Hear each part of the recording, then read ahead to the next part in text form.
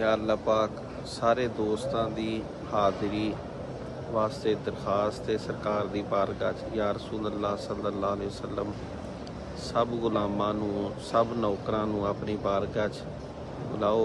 जिन्हां जिन्हां दोस्तां ने दुआवां वास्ते आख्या है सब दियां दुआवां नूं हाज़रियां नूं सब दियां नूं अपनी बारगाह च कबूलो मंजूर फरमाइयो। मेरे आका जिन्हां दियां औलादां नहीं औलादां अता फरमाइयो, जिन्हां दियां बेटियां ने बेटे अता फरमाइयो, जिहड़े परेशान ने उन्हां दियां परेशानियां दूर फरमाइयो।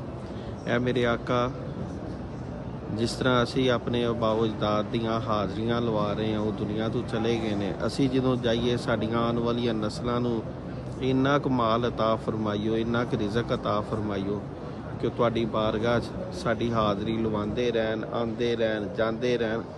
असी भी इस तरह ही अपनी ज़िंदगी च बार बार आइए, बार बार जाइए, बार बार आइए, बार बार जाइए, फिर आन जान च साडियां ज़िंदगियां तमाम हो जान।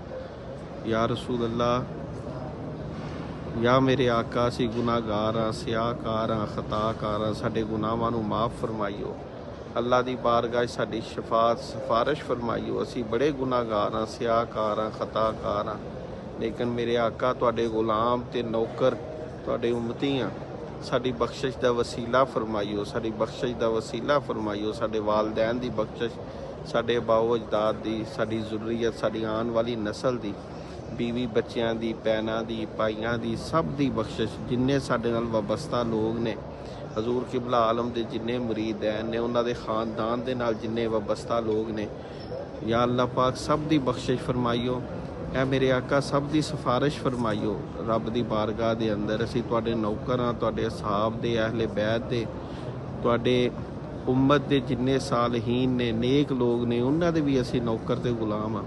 मेरे आका साडी शफात फरमाइयो, साडी सिफारिश फरमाइयो। जिन्ने लोग साडे नाल मुहब्बत करदे ने सब नूं अपनी बारगाह च हाज़री नसीब फरमाइयो। आमीन आमीन।